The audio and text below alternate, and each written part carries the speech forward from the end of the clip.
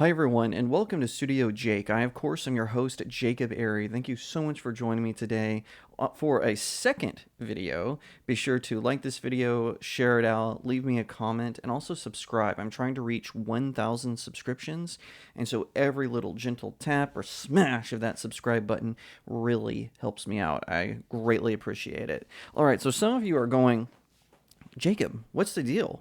You rarely do 2 vidcasts a day. What's going on here? Well, I just had to stop everything. I was actually filming another video because I'm going to be gone on Friday, so I wanted to have one prepared, a little video essay for you, but I had to stop recording when I got this news. This is some of the best news that I have. Now, all of you know that I am not really a big gamer. I freely admit this. I do play video games, but I see myself more as a casual player. I'm not into the pro gaming. I don't watch gaming tournaments. I just sort of see a title that I like and I go for it. Hence why I have my series, Anorming Reviews. Now, you might have heard the name Anita Sarkeesian. That's right. The troll that fooled everyone into, or I should say, fooled the mainstream media into thinking she was someone who we should care about her opinion. She's nothing more than a little troll who does nothing but smear the gaming community, attacks video game developers, and all from a YouTube channel and a website that she has called Feminist Frequency.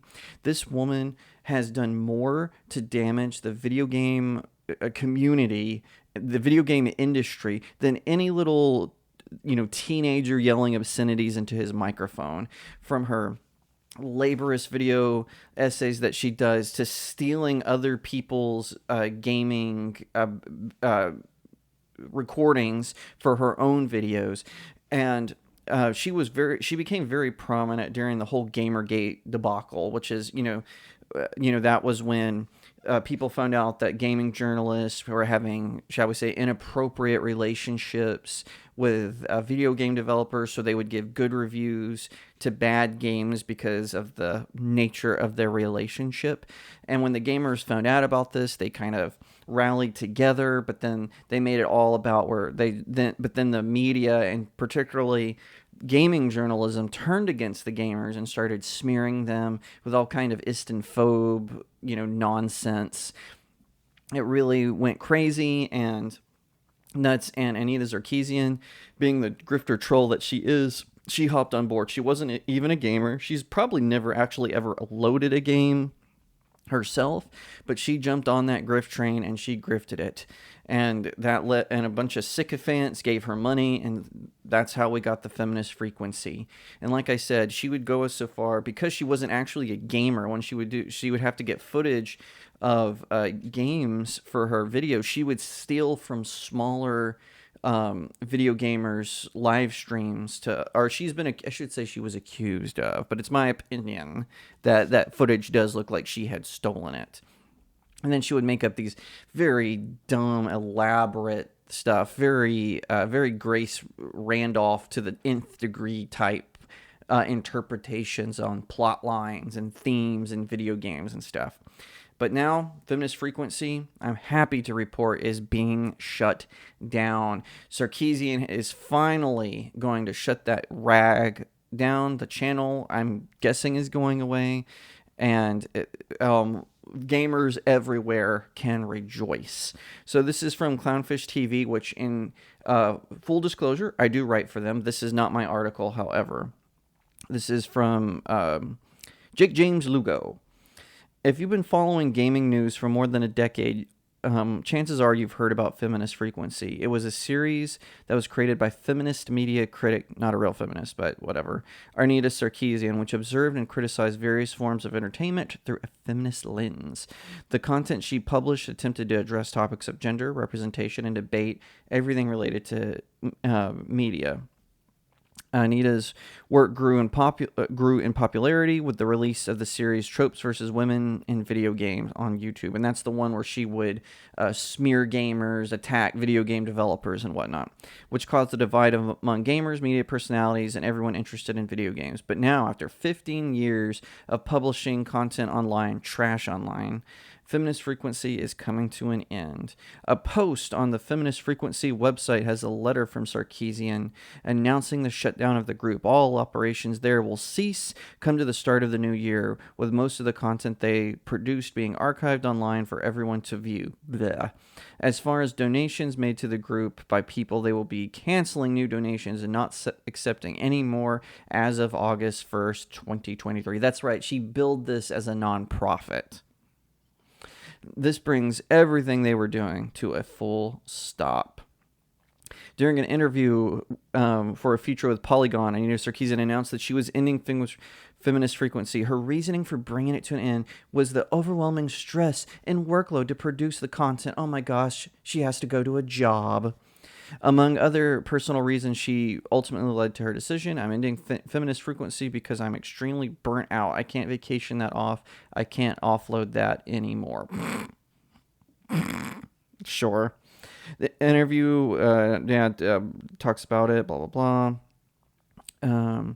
I don't think we talk about that enough. Yes, you built this whole thing, and why would you give it up? But sometimes it's actually better that we can move on to new things, to take risks and do things that challenge us. According to Anita, there doesn't need to be a major blowout or controversial ending in order to bring things to a close. While that might be a reason for Feminist Frequency coming to an end, her experiencing burnout may be a larger factor in the decision that brings things to a close. So, like I said, this woman has done more damage to the gaming community than any actual misogynist. You know, it's absolutely ridiculous. My wife, now I say I'm not a gamer. My wife is a gamer. She does all kinds of amazing stuff. I don't know how she does some of the things she does when it comes to video games and whatnot. She's an expert gamer. She can't stand Anita Sarkeesian, and it was even like this before we met. It's probably one of the reasons I fell in love with her. But just to put it in perspective, the people who like Anita Sarkeesian are people who want a good DEI score, or they're not actually in gaming. My colleague, he wrote an excellent piece. I highly suggest you go read more of it. He goes into more details about Feminist Frequency and Anita Sarkeesian and whatnot. Definitely check out his article. I'll link it in the description of this video. But back to Feminist Frequency. No one is going to be crying about this except for her sycophants. No one cares that she is gone. Everyone is celebrating. This is the woman who turned The Last of Us and made it something it wasn't, where it took the male hero Joel and gave him a humiliating, embarrassing death instead of the hero's death he deserves. They Jake Skywalkered Joel from The Last of Us.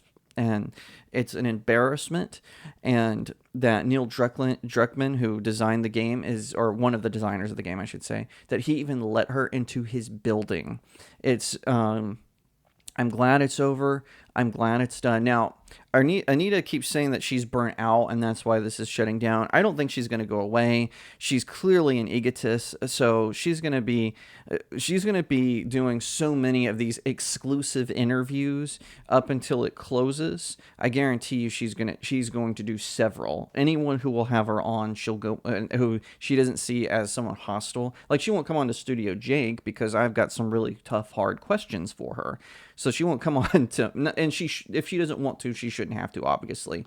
But I do think we'll see her go on a lot of friendly outlets, people who praise her work, who won't ask her about her very suspicious crowdfunding campaign that she did. People aren't going to ask her how her influence has hurt the gaming community. It's all going to be positive. It's going to be glowing reviews. And when Feminist Frequency is finally shut down in January 2024, the gaming community is going to become way brighter, way happier. Now, we'll still have, like I said, we'll still have to see her yip yap at panels and all this nonsense and her whine about, I smeared tens of thousands of gamers, but oh, boo-hoo, woe is me, they sent me mean tweets.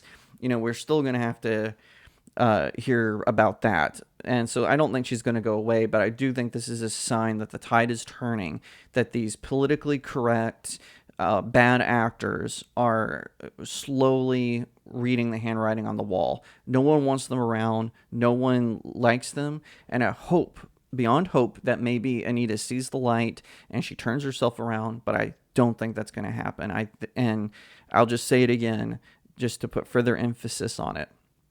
I am glad this is happening. I'm glad that it's over. Every gamer everywhere should jump on and do a celebratory live stream. Ding dong, the witch is dead. Thank you so much for watching this video. I hope that you'll give it a thumbs up, that you'll leave me a comment and tell me what you think, that you'll share it out with your friends, and of course, consider subscribing to StudioJake. I cover all kinds of nerd and pop culture topics, including film, television, anime, comic books, and so much more. I hope that you'll also head over to my main website, StudioJakeMedia.com, where I have even more news, views, and commentary. Also, if you'd like to support the channel, head over to my locals page. That's studiojakemedia.locals.com. It's the best way to support me. I'm trying to build a little community there. I have exclusive reviews and articles, so definitely head over there and check it out. And I'll see you next time, right here on Studio Jake.